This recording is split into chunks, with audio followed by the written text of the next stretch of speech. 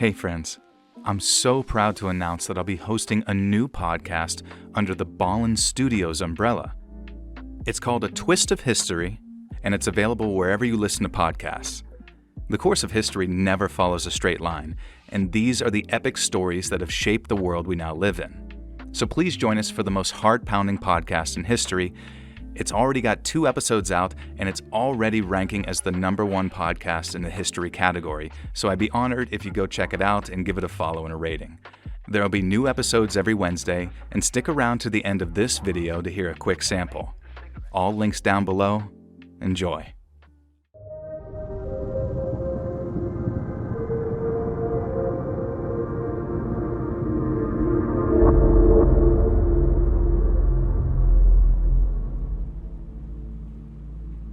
Without boring you with all the minor details, I ended up in some unfortunate employment circumstances back when I was in my 20s, and I turned to Craigslist to solve my money problems. I know a lot of you might be thinking, well, no wonder you ended up with a scary story, but honestly, it was a pretty sweet gig for a while. I posted just about everywhere, advertising just about any kind of service that kept me fully clothed and out of jail, and to my surprise, the thing that really took off was the courier service I offered. I got a call from a guy who sold what I lovingly call nerd stuff.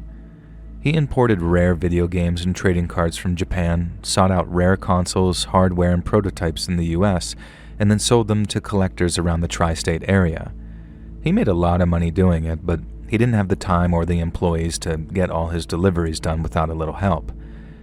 And that is how he ended up becoming a regular customer of mine. I supplemented my between jobs income with other stuff, but my nerd guy would call at least once or twice a week, and by month 2 of being out of work and relying on Craigslist, I was basically working for this dude on a regular part-time basis.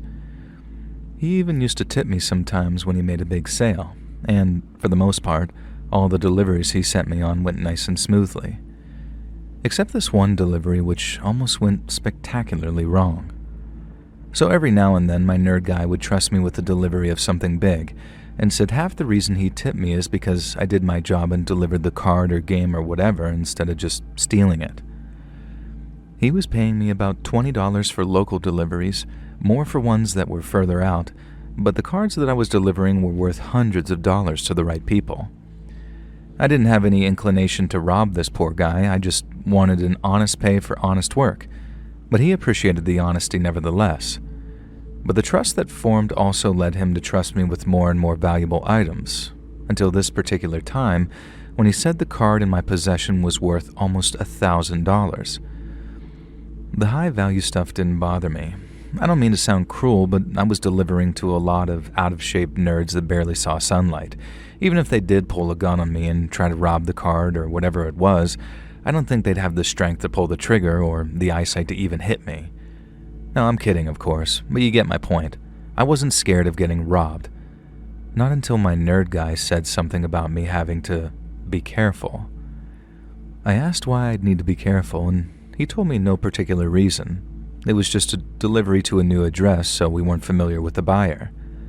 I asked if he thought the guy might try and rob me, and he said no, but he also then asked if I was armed during the deliveries. I said, hell no, dude, I don't need to be, do I? At which point he shrugged and said, maybe. You should think about it. There was no way that I was risking gun charges just to deliver this dude's Pokemon cards, and the way he talked had me assuming that he was just exaggerating the risk to sound cool. It turns out, he was actually kind of right. The buyer asked to meet me in the parking lot of a 7-Eleven, which was apparently just around the corner from his apartment. He didn't want to give his exact address, because he had a collection worth hundreds of thousands, so he'd only meet me in the 7-Eleven parking lot, he said. Now right away I'm thinking, I don't like this. The meet was a public space, well lit too, but that wouldn't matter to some crackhead who'd worked out that robbing card couriers could bag him a heck of a lot of money. And the amount of time that I was left waiting had me on edge too, because most buyers were super excited to get their cards or games or merch or whatever, and never left you hanging for long. But I was due to meet this guy at 4:30, and by 5:10, it was almost dark and he still hadn't showed. I got even more on edge when some shirtless homeless dude started practicing his kung fu over by a dumpster, because if he started practicing it on my car, then we were going to have problems.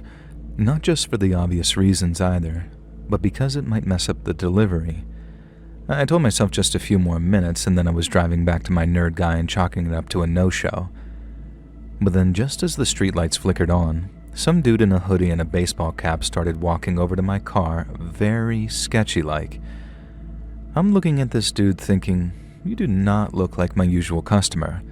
But after he slides into my passenger seat and I make sure his money's good, I gave him his card, and it was like I'd handed him a holy relic.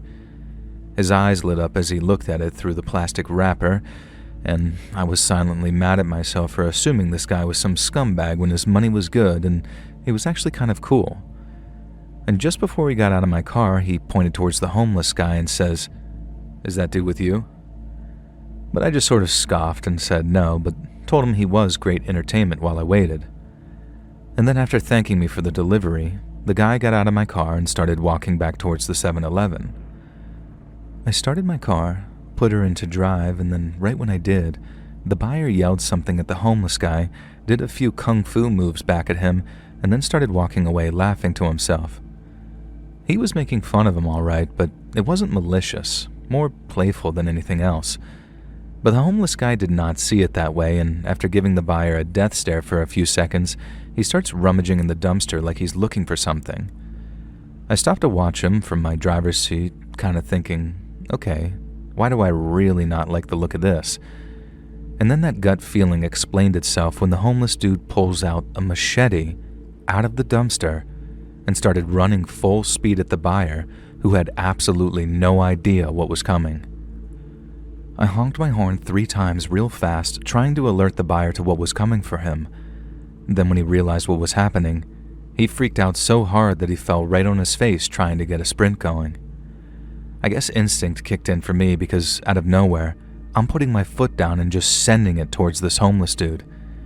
He sees the headlights, and then he's almost like a deer, freezes, and then the next thing, wham, and he just sort of disappears from view. Literally the first thought that comes into my head is, holy shit, I think I just killed a guy. And people are now coming out of the store and freaking out thinking I just murdered this dude out of nowhere. I opened up the door and got out to see the damage, and the shirtless homeless dude is just splayed on the concrete. There's a bunch of blood leaking out of a gash to his head. Some people are yelling for someone to call 911, while others are walking up to me saying, "What the hell did you just do?" and thinking I tried to run the buyer down too. Luckily, he jumps in right away and lets everyone know what happened and how this crazy shirtless dude had been hiding a goddamned machete in the dumpster, probably just waiting for someone to mess with him. The cops showed up quick, then the paramedics, and when they took the homeless dude away, he was still out of it. He was detained in the parking lot until the cops reviewed the security camera footage in the 7-Eleven, and then once they saw me and the buyer were telling the truth about what had happened, they said I was free to go. I ended up going into the 7-Eleven to buy a pack of smokes, which was me quitting smoking for like the 7th time, and as I bought the pack, the guy behind the counter said I was a hero. He said it was him who showed the cops the footage, and if it wasn't for me, the buyer would have been screwed. That shirtless homeless guy had been hanging around the store for months, and given his history of threatening interactions, both he and his coworkers agreed it was only a matter of time before he did something serious. That was kind of reassuring, but what wasn't reassuring was something one of the cops said to me before I was free to leave. He said I was probably going to get a call from a detective, in which case I should lawyer up before talking to anyone, especially if that guy dies. Well, lucky for me, the homeless dude didn't die. He had to have his head stitched up, and he spent a couple of days in the hospital before being released. But after that, he disappeared and there was no pressing charges.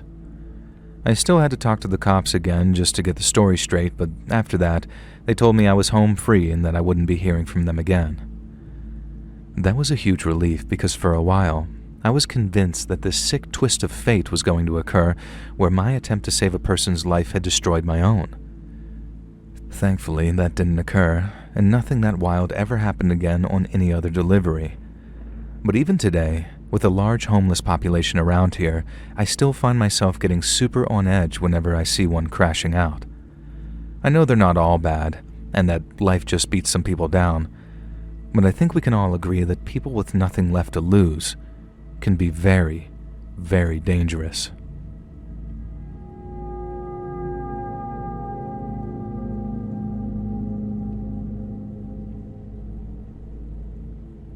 A long time ago, back when I was still a broke high school dropout, I used to advertise handyman services on Craigslist. It was actually a pretty good moneymaker for a while, so much that it delayed me starting an actual business because I was making so much money. But over time, the places I was hitting up got weirder and weirder until eventually I had to quit working Craigslist jobs altogether. People sometimes ask if there was one specific job, one specific straw which broke the mule's back, and I always tell them about this one particular encounter. One day I get a call from a dude about putting up some shelves in his place. He's got the shelves, he's got a place he wants them, and he just doesn't have the tools or the skills to put them up. So he gives me a call, we arrange for a time for me to drive over, then I get there with my toolbox for what I figured would be a 30-minute job. But then the second I turned on the street and saw which house I was working in, I started getting one of those weird sinking feelings. That place was a total mess. There's trash on the lawn, there's a rusted car with no wheels propped up in the driveway, and the windows look like they hadn't been cleaned in years. Like I said, I had the bad luck of being called out to a bunch of different houses like that, and I was starting to get real goddamn sick of it too. I'm not talking about folks too sick or old to take care of themselves. I understand that not everyone has the time or energy to keep their places looking like something off of an HOA leaflet. But when a place is so dirty that there's actual fleas hopping around the furniture, you really wanted to ask a person, how the hell can you live like this, man? What's wrong with you? And this guy was that type. This guy, I'll just call him Jerry, said that he lived with his Aunt Janie, and that we had to be quiet because she was sleeping. I told him, dude, maybe this isn't the best time for me to be hammering walls if your aunt is asleep. But he assured me it was fine, and since the job would be a quick one, she wouldn't mind the interruption. And I'm saying something like, whatever you say, boss. And then I follow him inside and out to a back room, which is where he wanted the shelves put up.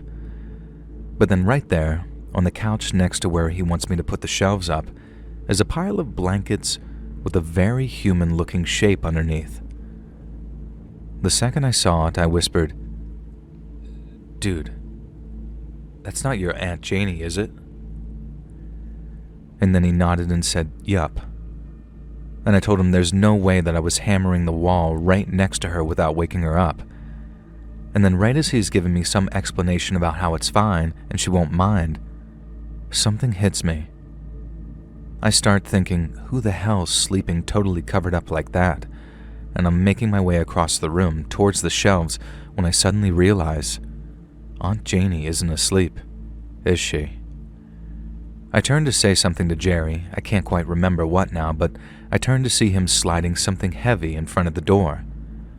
I asked what he's doing, and he tells me the hinge is loose and he needs the car battery in front of it to stop it swinging open.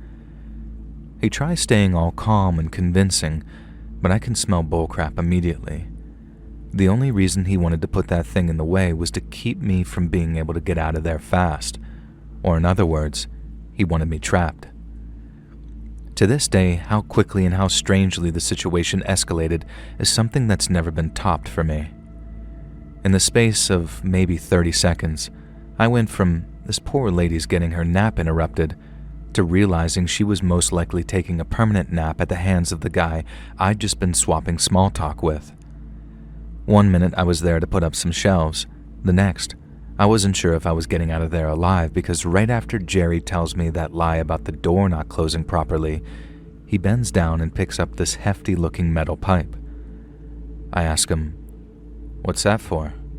Trying to stay as cool as possible, and he responds, "Oh, this thing? Nothing. Just picking it up so you don't trip over it." But he's holding it tight in his hand like a weapon, so I knew he wasn't doing anything out of courtesy for me. I knew I had to think on my feet and find some excuse to get out of there that didn't provoke him into trying to hit me with that pipe, but I also knew that there was a real good chance that the guy was going to get violent with me, in which case I had to arm myself. I had a gun at home at the time for home defense, but I didn't go carrying it around with me, not always anyway. So at first I say, well, let me see which tools I need for this. And the first thing I pull out of my bag is my claw hammer. I then take a look at the shelves while playing extremely dumb, and then I ask him something along the lines of, I think this is going to wake up your Aunt Janie and make her real mad, dude. I'm a heavy sleeper myself, but I gotta tell you that I'd be waking up with someone hammering on a wall right next to my head. And I couldn't believe what he did next. I saw him start relaxing again once I started playing dumb. It was obvious that whoever was under the blanket wasn't just sleeping, but since my best chance of avoiding conflict was playing along, that's what I did. I tell him about his aunt waking up and how it's not a good idea if she's sick or needs rest or whatever, and then this guy walks over to the couch saying, "Nah, it's all right," and then lifts up the blanket and starts yelling, "Aunt Janie, wake up!" She's got a washcloth or something covering her face, but just her face, like a death mask. It might sound kind of weird, but I think that was the creepiest thing about this entire exchange, seeing this poor old lady with just her face covered after he'd pulled back the blanket. Remembering him pick up that metal pipe kind of just makes me mad to think about these days, but the image of that piece of cloth or whatever it was covering up her face like he'd sort of, I don't know, taken her face away from her, it creeps me out something awful. Anyway, I still got no chance but to keep playing along, so that's what I keep doing. I remember saying, "Damn, she is a heavy sleeper, huh?" And then he says, "I told you, man, she's sick. She's not going to wake up. It's cool." He had not mentioned anything about her being sick, and that was literally the first time. But still, I just play along with my hammer in my hand, and then I go back to looking through my toolbox and trying to think of another excuse. That was probably the most at risk I felt, because I'm watching Jerry out of the corner of my eye thinking, if he rushes me right now, I'm screwed, because I'm kneeling down with my back to him. I guess that kind of hurried my thought process along, because the next thing I remember saying, damn it, I think I brought the wrong brackets." He gave me a confused look as I stand up again and turn to him, so I knew that I was in the clear in terms of being able to bluff him, which was a huge relief. But I still wasn't out of the woods just yet. He says, "Huh? Brackets?" And so I start explaining I need this special little wooden bracket if I was going to drill into the plaster. It was total nonsense. I could have used whatever the hell kind of bracket I had with me, but Jerry didn't know that, so that's what I went with. I told him all I needed to do was head out to my trunk to get them, and even volunteered to leave my toolbox there because I wasn't going anywhere, and I'd be right back once I grabbed them from my trunk. It hurt knowing that I was about to lose them. That was a couple of $100 in tools at least, but I also knew that that was sort of my ace in the hole when it came to getting out that door, because it completely fooled Jerry into thinking that I was going to be right back. He steps out of the way of the door, moves the car battery so I can actually open it, and then I walk back out to the truck. I don't suspect a thing, and I'm gonna be right back. But then the second I get to my truck, I'm in the driver's seat and gunning the engine like my life depended on it. A few minutes later, I'm pulling into the parking lot of a strip mall and calling 911. I told the dispatcher everything, and she told me if there really was a dead body involved, I was probably going to get a call back from the cops sometime, and she was right. Just like I suspected, Aunt Janie was dead, and it meant I needed to be fingerprinted so the cops could distinguish mine from anyone else's. I figured right then that it must have been murder, and that Jerry was some psycho who murdered that lady before taking up residence in her home, but that's not actually what happened.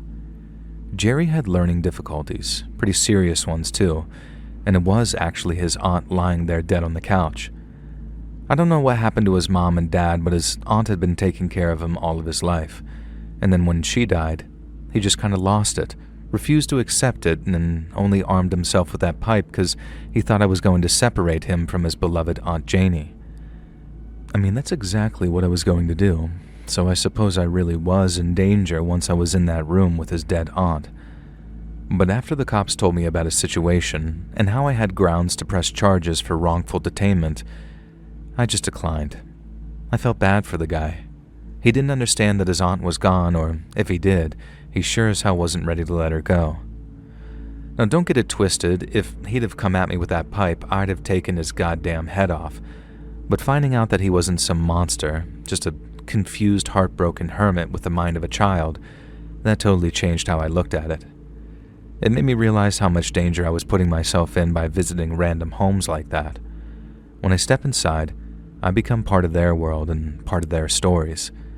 And some people's stories don't have happy endings.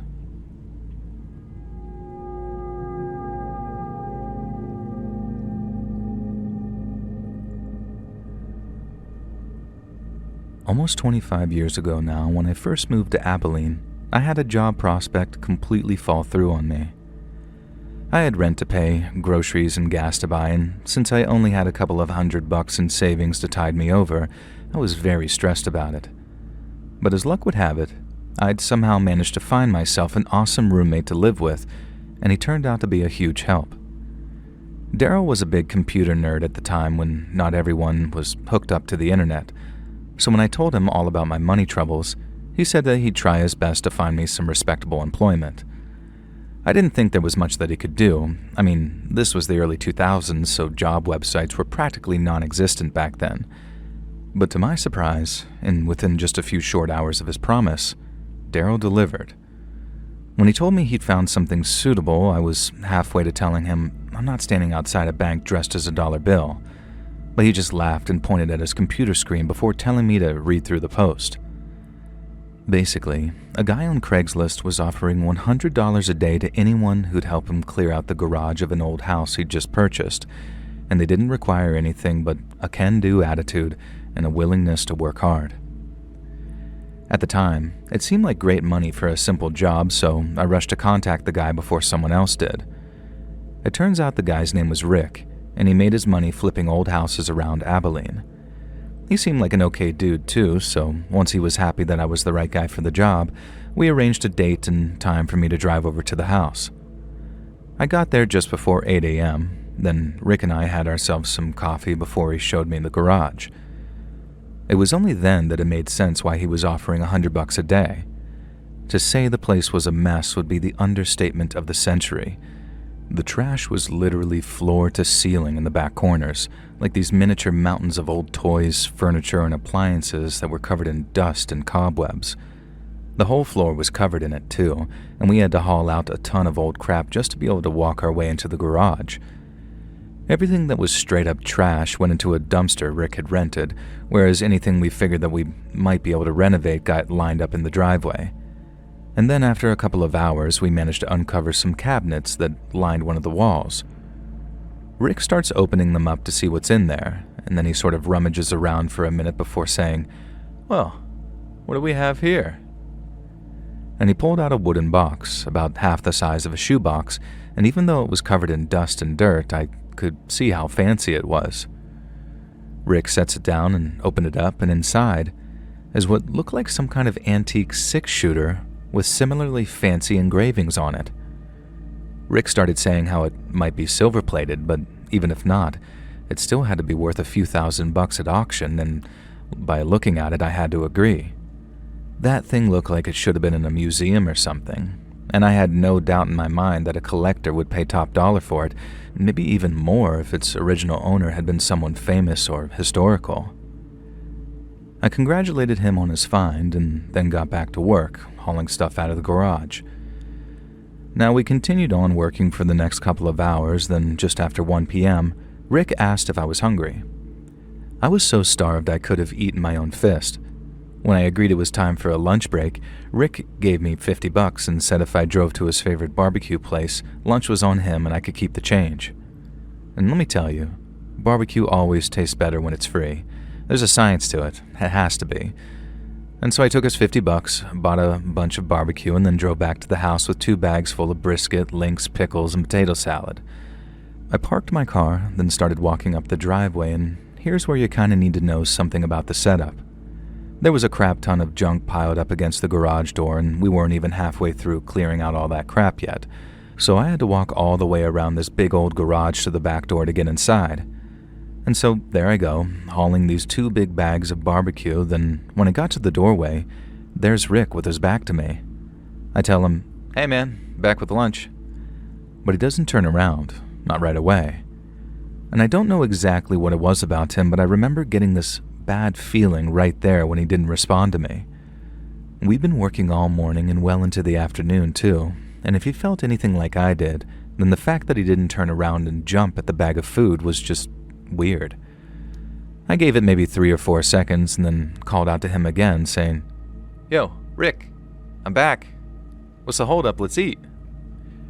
And he kind of jerked his head to the side like he'd only just heard me, and then slowly started to turn around.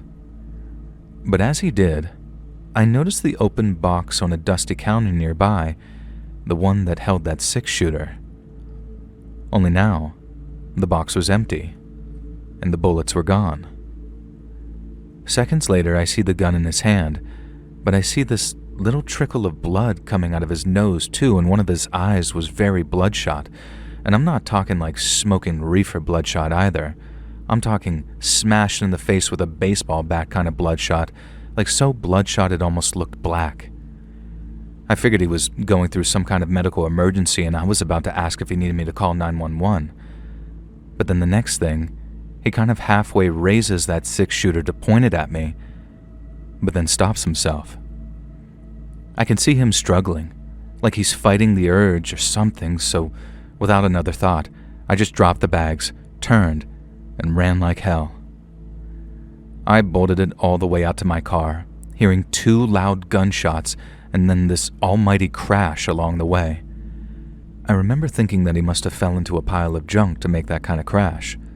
I was just about to book it too, because I didn't want to be there if Rick got up and came out shooting again. But then I realized that if I did just up and leave without warning anyone, it'd be on me if someone ended up getting shot. I had my own gun in my glove compartment, so I grabbed it, kept my eyes trained on the garage and the pathway leading from it, and then started whistling double loud till someone appeared asking what the hell was going on. I told them to call the cops and EMS because someone had gone crazy and they had a gun. They rushed back inside, and then not long after, I heard sirens getting louder before the cop car skidded around the corner. I put my gun away before they got out, and then once they did, I directed the 2 officers toward the garage where Rick still was. They appeared around the side, and then I hear them yelling things like, "Police, come out with your hands up." I didn't hear any shots, which gave me hope. Then one of the cops came out saying Rick needed an ambulance, and I was relieved to hear that he wasn't outright dead. But I was still very worried about him for obvious reasons. He looked in a bad way when I saw him, nose all bloody with his eyes all messed up, so he was obviously hurting in some way. But then the way he'd almost had to fight himself to keep from shooting me, that made me think something had gone wrong in his brain. And somehow, even though I almost just took a bullet from an antique pistol, the idea of poor old Rick losing his mind in some way was even scarier to me than the idea of getting shot. And once EMS had arrived and the cops had secured that gun, one of them came over to talk to me about what had happened. I told him everything, from start to finish, how Rick had been a perfectly nice dude right up until he hadn't, and how whatever happened to him seemed to happen right as I got back. I knew that because the blood coming out of his nose hadn't even started dripping off his chin yet. But aside from that, I didn't know a thing about what happened to Rick or why he started acting the way he did. I saw the EMS guys wheeling Rick to an ambulance. He didn't look conscious, and he had one of those oxygen mask things on. I kept asking EMTs if he was going to be okay, but they said they didn't know. After I got into my car and drove home, that was pretty much the last I heard of it for about a month, and then out of the blue, Rick gives me a call. He said he was sorry for frightening me and wanted to stop by my place to give me the $100 he owed me for the day's work, even though I only did half. I told him that wasn't necessary and that I was just glad to hear that he was okay, but he insisted on stopping over to thank me in person because if it wasn't for me, he might not be alive. I told him if that was the case, he was free to stop by whenever he liked, and when he did, he had more than just $100 for me. When he stopped by, Rick told me what the doctor said. He told them he started feeling funny right around the time he picked up the gun. He'd been bored waiting for me to come back with lunch and decided to get out that six-shooter again. But that's where things started getting a little hazy. When he saw me in the doorway, he got scared because he didn't recognize who I was, and then once he did, he was already halfway to pointing the gun at me, and like I suspected, it was like he had to battle himself not to do it, like his brain and body were arguing back and forth with each other. Last thing he said he remembered was seeing me run off. After that, he didn't remember nothing till he woke up in the ambulance on the way to the hospital. I sat there with my jaw on the floor, and even now, I can't really imagine how that must have felt for him, losing control of your own body, and that's scarier than anything from any horror movie, at least anything I've ever seen anyway. When he was done telling me about the medical side of things, Rick turned and reached into his jacket that he had slung over my kitchen chair. He then pulled out an envelope that contained way more than just $100. When I realized how much money was in there, easily over $2,000, he started telling me about putting that gun he found up for auction. He didn't tell me how much that thing actually sold for. He said some collector stepped in before he even hit the podium and offered almost double the buyout price just to secure it as theirs. And I remember laughing and saying, I knew it. I knew that thing looked expensive. And then as much as I wanted to turn down his offer of the money, Lord knows I needed it. Rick then said something about how if it wasn't for me, he might not be alive to put the gun up for auction in the first place, and he figured the least he could do was share some of his unexpected earnings with the man who saved his life. And I don't think I'd go that far personally. The doctors and nurses and paramedics saved Rick's life, whereas I was just about ready to shoot him if he appeared from that garage pointing that pistol, so I don't think I can claim too much credit. But I guess I did help get the ambulance there in a roundabout way by calling the cops, so I understood where he was coming from. After that, we went our separate ways, and he'd been a memory ever since. I still think about him from time to time, though, wondering how he's doing and if that medical thing ever flared up again. But I also think about how it was a hell of a time for it to kick in for the first time right when I was coming back with lunch and he was holding that gun. Because maybe on another day, the cops show up hours, maybe even days later, and we're both lying there dead as doornails. All because the wrong thing happened in the wrong place at the wrong time.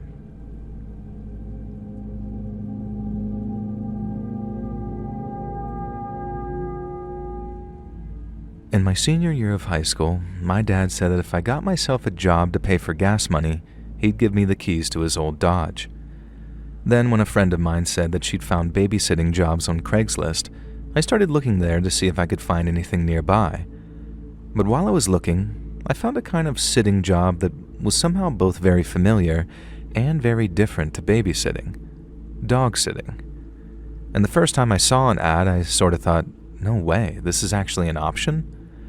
I was excited to see an ad like that, not because it meant taking care of a dog, and I am very much a dog person, but because a lot of the babysitter wanted posts said applicants needed experience.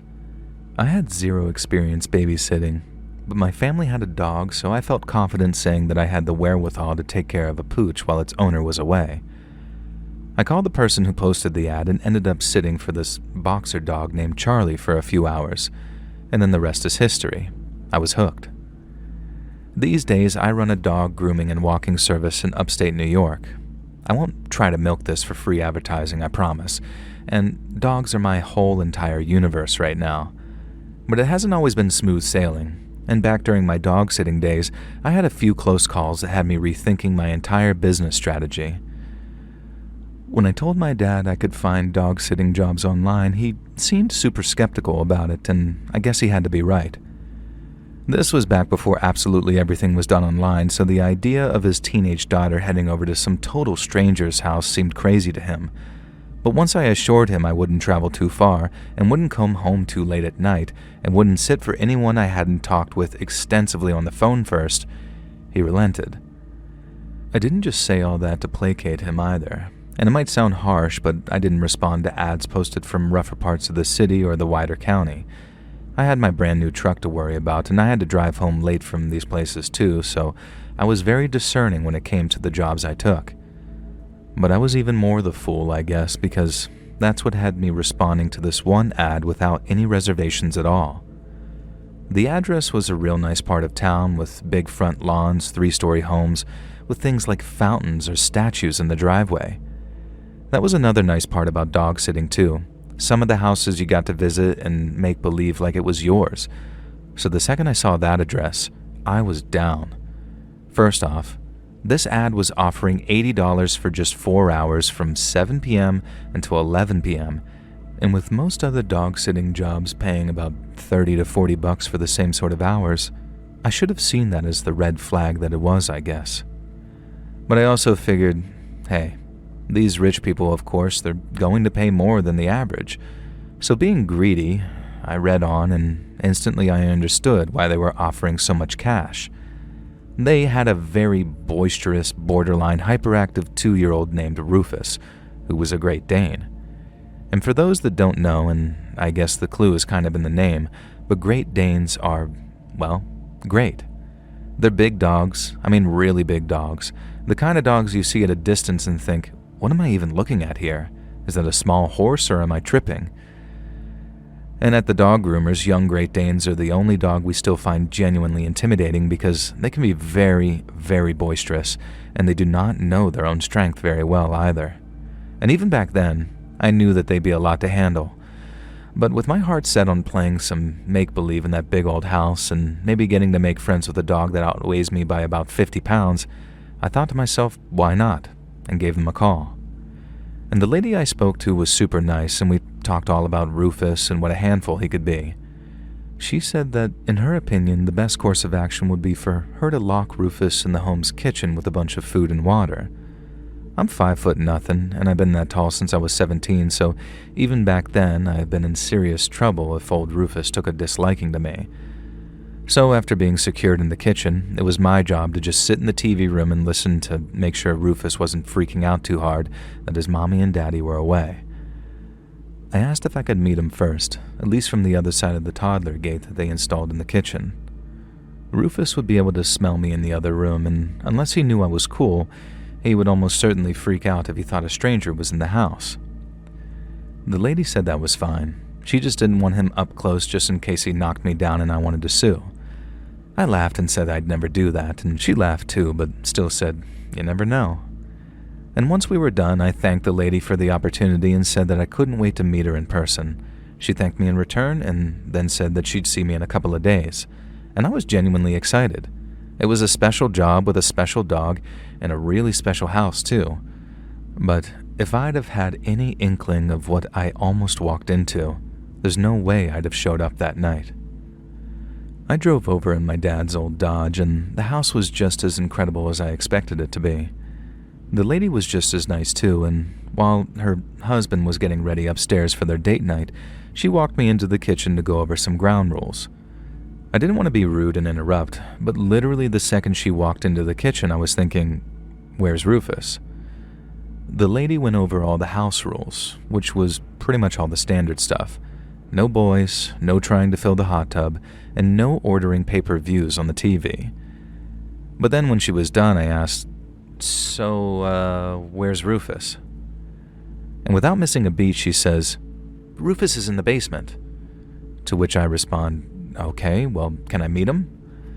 But her face kind of just drops a little before saying back, that won't be happening, I'm afraid. Sorry. There was a pause before I respond, that wasn't part of the agreement. I'd much prefer if you could introduce us a little so he doesn't mind me being here while all of you head out. And that's when the lady says, me and my husband talked about that, and we decided it wasn't a very good idea. I'd done enough dog-sitting jobs at that point to know that actually the reverse isn't a good idea, and if they really wanted me to be safe and Rufus to be chill, she should introduce me so he got an idea of my scent and that I was a friend. I made my point firmly but politely, enough to think that the woman might have actually changed her mind, but when I was done, she looked at me with this total stone-cold look in her eyes and told me, no. I didn't even really know what to say at that point. I'd never had anyone just sort of turn on me like that before. Sure, it was just a minor change to our arrangement, but what bothered me so much more was the way this woman's attitude just seemed to totally switch. She'd been the nicest lady ever up until then, and then when I insisted on meeting Rufus, she started acting like I was asking to poop in their washing machine. This super firm no, like I was completely in the wrong for even asking. The only thing I could think to ask was, why do you guys keep Rufus in the basement? Are you sure he's going to be okay down there? She didn't lose her temper with me, not entirely, but she did march over to the basement door to gesture to it like there was nothing wrong. And she says, "There's the basement. Rufus is downstairs. All you have to do is keep your ears peeled for any signs of distress and call us if there are any. What's so hard to understand?" I remember looking at the basement door and feeling super uneasy that all I could hear was silence. 90% of the time when a dog is locked away like that and they know a stranger is in the house, they start barking and scratching. And even if they're a super well-behaved dog, they might not bark, but they're sure as hell coming to the door to take a sniff of whoever's on the other side. So the fact that there was total silence coming from the other side had me questioning if there was even a dog down there to begin with. I think by then, my suspicion meter was dipping into the red zone. Alarm bells were blaring in my head, and it was like a whole Chinese Olympic opening ceremony of red flags waving in front of me. I knew I wanted to leave right then and there. If they were willing to switch up the agreement at the last minute, there was also a chance they'd choose not to pay me the agreed amount of money, too. And so my foot is already halfway out the door, and I'm thinking if I do end up sitting for this family, it's probably going to be a one-time only thing. And then without even me really thinking about it, I just blurted out, "Is there even a dog down there?" I wasn't even fully invested in the idea that there wasn't a dog down there. In fact, it was more like I was concerned about some kind of animal cruelty situation. I pictured some old hound lying on a doggy bed down there, tired and neglected, and maybe that's why they didn't want me to see him. So when I accused her of lying to me, it was actually more of a bluff call than anything else. I figured the lady would get super offended, that my question might just be the last straw and that she'd end up either showing me Rufus or asking me to leave. She did neither. Instead, her tone turned super sweet again and said something like, "Of course there's a dog down there, sweetie. Here, listen." Then she bangs her fist on the basement door and yells, "Rufus, you all right down there?" And then I heard, "Oof, oof, oof," coming from the basement. But instead of reassuring and relieving me, I felt this icy cold feeling run down my spine. Because if there's one thing I am 100% sure of from that encounter, it's that whatever made that woof sound was not a dog. It was human. I knew it was a person making that sound. The lady knew it was a person, and she knew that I knew it was a person down there too. I could tell just from the look on her face, the way she went from all sweet to kind of nervous. I don't know if those pretend barks worked on other people, but they sure as hell didn't work on me. Because after a few seconds of awkward eye contact, I turned around, walked out of that house, and made a beeline for my car. I guess the lady figured that she could maybe shame me into coming back because she started yelling all this mean stuff as I sped away walking to my car. And then the last thing I heard before I zoomed off down the street was her offering to double the money that I was being paid.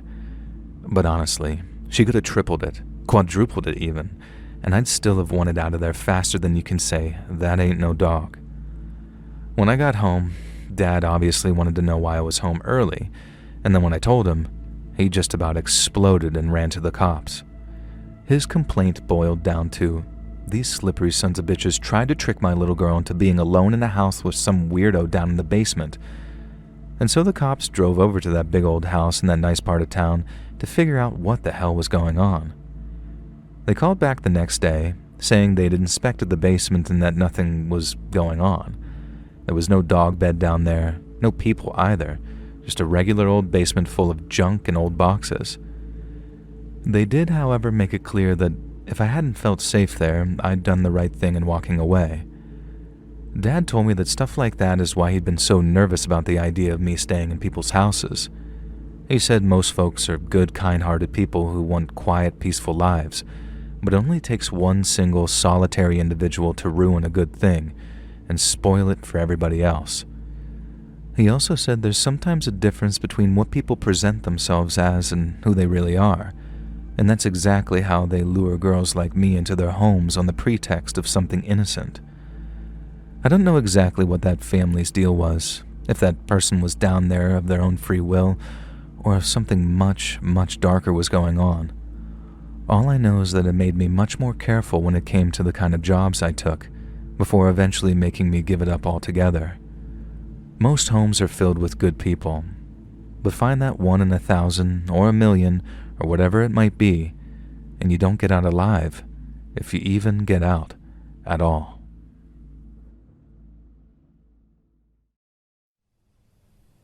It's late at night. You've had a long day at work. You're exhausted. You finally turn out all the lights and go to bed.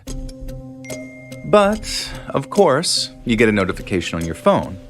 You have to check it, right? You're not sleeping yet, so you take a quick look. And that's when you see that it's about that story that you've been following all week. The international manhunt that's basically the next smash hit true crime docuseries in the making in real time. And updates are coming in rapid fire. You sit bolt upright, take a deep breath, and begin scrolling. For the next 2 hours, you devour every delicious detail about the grisly crime, the search for a fugitive, and the mindless commentary that goes along with it. Our collective obsession with true crime stories has, of course, exploded in the last several years, and movies, books, podcasts, social media, daily news stories, they all feed this obsession constantly. It's pretty easy to think that this is a relatively new thing, but of course, it's not. And while it may be difficult to pinpoint a single moment in history when this cultural phenomenon began, there is one story which may be the very reason why you're up late at night doom scrolling. One story about a brutal murder, the heart-pounding pursuit of the killer, and a revolutionary new technology which sparked a cultural obsession that we still can't get enough of. History always has a twist, a single unexpected and often forgotten moment that changes everything that comes after it. In this series, each week, you'll hear a riveting story about a twist that you've probably never heard of. But it's these stories that have shaped the very world we now live in. On today's episode, how murder went viral. This is a twist of history.